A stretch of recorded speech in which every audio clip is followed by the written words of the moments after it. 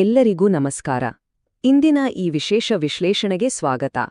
ಇಂದು ನಾವು ಕೇವಲ ಕೆಲವು ವಾಕ್ಯಗಳನ್ನು ಓದುತ್ತಿಲ್ಲ, ಬದಲಾಗಿ ನಮ್ಮ ಹೃದಯಗಳನ್ನು ತಟ್ಟುವ, ನಮ್ಮನ್ನು ಆಳವಾದ ಚಿಂತನೆಗೆ ಹಚ್ಚುವ ಒಂದು ಅದ್ಭುತವಾದ ಧ್ಯಾನವನ್ನು ಮಾಡಲಿದ್ದೇವೆ. ಇದುವೇ ಬೆಳಕಿನ ತುರ್ತುಕರೆ. ಬನ್ನಿ, ಈ ಪಠ್ಯದಲ್ಲಿ ಅಡಗಿರುವ ಅದ್ಭುತ ಸಂದೇಶವನ್ನು ದೃಶ್ಯಗಳ ಮೂಲಕ ಒಟ್ಟಾಗಿ ಅನ್ವೇಷಿಸೋಣ. ಸರಿ, ನೇರವಾಗಿ ವಿಷಯಕ್ಕೆ ಬರೋಣ. ತೆರಿಗೆ ಇಲಾಖೆಗೆ ಸಂಬಂಧಿಸಿದ ಒಂದು ತಮಾಷೆಯ ಪ್ರಸಂಗದೊಂದಿಗೆ ಇದನ್ನು ಶುರು ಮಾಡೋಣ. ಒಬ್ಬ ವ್ಯಕ್ತಿ ಗಾಬರಿಯಿಂದ ಕಚೇರಿಗೆ ಓಡಿಬಂದು, ನಾನು ಮೊದಲೇ ತೆರಿಗೆ ಕಟ್ಟುತ್ತಿದ್ದೆ, ಆದರೆ ನನಗೆ ಮೊದಲ ನೋಟಿಸ್ ಬರ್ಲೇ ಇಲ್ಲಲ್ವಾ ಅಂತ ಕೇಳ್ತಾನೆ. ಆಗ ಅಲ್ಲಿದ್ದ ಗುಮಾಸ್ತನೋ ಬಹಳ ಕೂಲಾಗಿ, ಸರ್, ನಮಗೆ ಮೊದಲ ನೋಟಿಸ್ಗಳು ಖಾಲಿಯಾಗಿದ್ವು, ಜೊತೆಗೆ ಈ ಎರಡನೇ ನೋಟಿಸ್ಗಳು ಹೆಚ್ಚು ಪರಿಣಾಮಕಾರಿಯಾಗಿ ಕೆಲಸ ಮಾಡ್ತವೆ ಅಂತಾನೆ. ಕೇಳಲು ತಮಾಷೆಯಾಗಿದ್ರೂ ಇದು ನಮ್ಮ ಇಂದಿನ ಆಳವಾದ ವಿಷಯಕ್ಕೆ ಒಂದು ಅದ್ಭುತವಾದ ಮುನ್ನುಡಿಯಾಗಿದೆ. ಈ ಎರಡನೇ ನೋಟಿಸ್ನೂ ನಾವು ಆಧ್ಯಾತ್ಮಿಕ ದೃಷ್ಟಿಯಿಂದ ನೋಡೋಣ.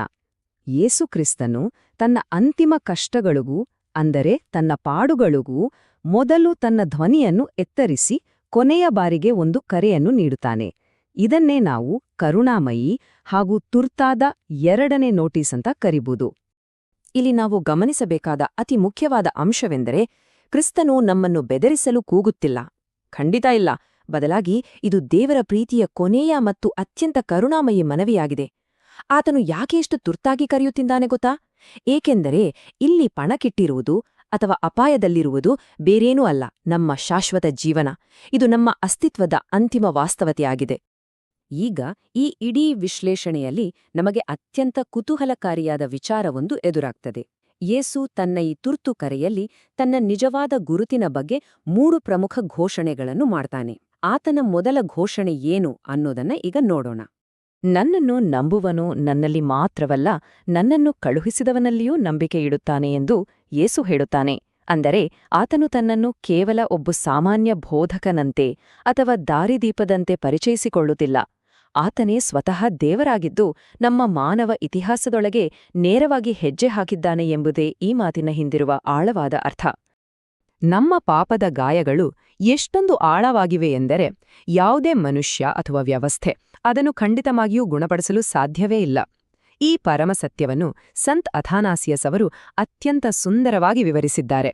ಅವರು ಹೇಳುವಂತೆ, ಈ ಗಾಯಗಳನ್ನು ದೇವರು ಮಾತ್ರ ಗುಣಪಡಿಸಬಲ್ಲನು.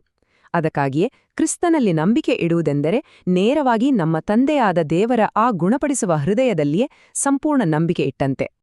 ಈ ಮೊದಲನೇ ಘೋಷಣೆಯ ನಂತರ ನಾವು ಎರಡನೇ ಅತಿ ಮುಖ್ಯವಾದ ಘೋಷಣೆಯ ಕಡೆಗೆ ಸಾಗೋಣ. ಇಲ್ಲಿ ನಮ್ಮ ವೈಯಕ್ತಿಕ ಕತ್ತಲೆಯನ್ನು ಎದುರಿಸುವ ದೈವಿಕ ಬೆಳಕಿನ ಪರಿಕಲ್ಪನೆ ಬರುತ್ತದೆ. ಈ ಬೆಳಕು ಯಾವುದೇ ರೀತಿಯ ರಾಜಿಗೆ ಒಳಗಾಗದೆ ನಮ್ಮ ಕತ್ತಲೆಯನ್ನು ಜಯಿಸುತ್ತದೆ. ನಾನು ಬೆಳಕಾಗಿ ಲೋಕಕ್ಕೆ ಬಂದಿದ್ದೇನೆ ಎಂಬ ಯೇಸುವಿನ ಈ ಮಾತು ಇಂದಿನ ನಮ್ಮ ಧ್ಯಾನದ ಪ್ರಮುಖ ಕೇಂದ್ರಬಿಂದುವಾಗಿದೆ. ಕ್ರಿಸ್ತನು ನಮ್ಮೊಳಗಿನ ಕತ್ತಲೆಯನ್ನು ಬಹಿರಂಗಪಡಿಸಲು ಮತ್ತು ಅಂತಿಮವಾಗಿ ನಮ್ಮನ್ನು ಸಂಪೂರ್ಣವಾಗಿ ಗುಣಪಡಿಸಲು ಬಂದಿರುವ ಪರಮೋಚ್ಚ ಬೆಳಕಾಗಿದ್ದಾನೆ. ಒಂದು ವೇಳೆ ಕ್ರಿಸ್ತನ ಈ ಬೆಳಕು ಇಲ್ಲದಿದ್ರೆ ಏನಾಗುತ್ತಿತ್ತು ಊಹಿಸಿ. ಇಡೀ ಜಗತ್ತು ಕತ್ತಲೆಯಲ್ಲಿ ಎಡವಿ ಬೀಳುತ್ತಿತ್ತು. ಆಗ ನಾವು ಎಂಥ ದೊಡ್ಡ ತಪ್ಪುಗಳನ್ನು ಮಾಡುತ್ತೇವೆಂದರೆ ಕೇವಲ ಅಧಿಕಾರ ಮತ್ತು ಶಕ್ತಿಯನ್ನೇ ಸತ್ಯ ಎಂದು ಭ್ರಮಿಸುತ್ತೇವೆ. ಹಾಗೆ ನಮ್ಮ ಸ್ವಾರ್ಥವನ್ನೇ ನಿಜವಾದ ಸ್ವಾತಂತ್ರ್ಯ ಎಂದು ಗೊಂದಲಕ್ಕೊಳಗಾಗುತ್ತೇವೆ. ಇದು ಎಂಥ ದುರಂತದ ವಾಸ್ತವ ಅಲ್ವೇ? ಈ ಸಂದರ್ಭದಲ್ಲಿ ಸಂತ ಅಗಸ್ಟೀನ್ ಅವರ ಒಂದು ಶಕ್ತಿಯುತವಾದ ಒಪ್ಪಿಗೆಯನ್ನು ನಾವು ನೆನಪಿಸಿಕೊಳ್ಳಲೇಬೇಕು. ನನ್ನ ಮನಸ್ಸು ಅದ್ಭುತವಾಗಿತ್ತು, ಆದರೆ ನನ್ನ ಹೃದಯವೂ ಕತ್ತಲೆಯಲ್ಲಿತ್ತು ಎಂದು ಅವರು ಹೇಳುತ್ತಾರೆ. ನಮ್ಮ ಬಳಿ ಎಷ್ಟೇ ಬೌದ್ಧಿಕ ಬುದ್ಧಿವಂತಿಕೆ ಇದ್ದರೂ ಹೃದಯದಲ್ಲಿ ಆ ದೈವಿಕ ಬೆಳಕಿಲ್ಲದಿದ್ದರೆ ನಾವಿನ್ನೂ ದಟ್ಟ ಕತ್ತಲೆಯಲ್ಲೇ ಇದ್ದೇವೆ ಎಂಬುದನ್ನು ಇದು ಎಚ್ಚರಿಸುತ್ತದೆ. ಆದರೆ ನಾವು ಈ ಬೆಳಕಿನ ಬಗ್ಗೆ ಭಯಪಡಬೇಕಾದ ಅಗತ್ಯವೇ ಇಲ್ಲ. ಇದು ನಮ್ಮ ತಪ್ಪುಗಳನ್ನು ಎತ್ತಿ ತೋರಿಸಿ ನಮ್ಮನ್ನು ಅವಮಾನಿಸುವ ಬೆಳಕಲ್ಲ, ಬದಲಾಗಿ ನಮ್ಮನ್ನು ಬೆಳಗಿಸಿ ನಮ್ಮ ಗಾಯಗಳನ್ನು ಗುಣಪಡಿಸುವ ಬೆಳಕಾಗಿದೆ. ನಮ್ಮ ಮಾನವ ದೌರ್ಬಲ್ಯಗಳು ಆತನನ್ನು ಸಮೀಪಿಸಲು ಯಾವುದೇ ರೀತಿಯಲ್ಲಿ ಹಿಂಜರಿಯಬಾರದು ಎಂಬ ಒಂದೇ ಕಾರಣಕ್ಕಾಗಿ ಆತನು ಪವಿತ್ರ ಬಲಿಪೀಠದ ಮೇಲೆ ತನ್ನ ಅಪಾರ ಮಹಿಮೆಯನ್ನು ನಮಗಾಗಿ ಮರೆಮಾಡುತ್ತಾನೆ. ಈಗ ನಾವು ಯೇಸುವಿನ 3ನೇ ಮತ್ತು ಅಂತಿಮ ಎಚ್ಚರಿಕೆಯ ಕಡೆಗೆ ಬರೋಣ. ದೈವಿಕ ವಾಕ್ಯವನ್ನು ನಾವು ತಿರಸ್ಕರಿಸಿದರೆ ಅದು ಹೇಗೆ ಅನಿವಾರ್ಯವಾಗಿ ತೀರ್ಪಿಗೆ ಕಾರಣವಾಗುತ್ತದೆ ಎಂಬುದನ್ನು ಇದು ವಿವರಿಸುತ್ತದೆ. ನಾವೆಲ್ಲರೂ ಅರ್ಥ ಮಾಡಿಕೊಳ್ಳಬೇಕಾದ ಒಂದು ಸೂಕ್ಷ್ಮ ವಿಚಾರವೇನೆಂದರೆ ದೇವರು ನಮಗೆ ಶಿಕ್ಷೆ ನೀಡುವುದರಲ್ಲಿ ಎಂದಿಗೂ ಸಂತೋಷಪಡುವುದಿಲ್ಲ. ಆದರೆ ಆತನ ಪ್ರೀತಿಗೆ ಸತ್ಯದ ಅವಶ್ಯಕತೆಯಿದೆ. ಸಂತ್ ಜಾನ್ ಕ್ರಿಸಿಸ್ಟೋಮ್ ಅವರು ಹೇಳುವಂತೆ, ತೀರ್ಪು ನಮ್ಮನ್ನು ಆಶ್ಚರ್ಯಗೊಳಿಸಬಾರದು ಎಂಬ ಕಾರಣಕ್ಕಾಗಿಯೇ ಕ್ರಿಸ್ತನು ನಮಗೆ ಮುಂಚಿತವಾಗಿಯೇ ಅತ್ಯಂತ ಸ್ಪಷ್ಟವಾಗಿ ಎಚ್ಚರಿಸುತ್ತಾನೆ. ಇದನ್ನೇ ಒಂದು ಅದ್ಭುತವಾದ ಉದಾಹರಣೆಯ ಮೂಲಕ ನೋಡೋಣ. ಒಂದೇ ಸೂರ್ಯನ ಬಿಸಿಲು ಮೇಣವನ್ನು ಹೇಗೆ ಕರಗಿಸುತ್ತದೆಯೋ ಅದೇ ಬಿಸಿಲು ಜೇಡಿಮಣ್ಣನ್ನು ಮತ್ತಷ್ಟು ಗಟ್ಟಿಯಾಗಿಸುತ್ತದೆ. ದೇವರ ಕೃಪೆಯು ನಿಖರವಾಗಿ ಹೀಗೆಯೇ ಕಾರ್ಯನಿರ್ವಹಿಸುತ್ತದೆ.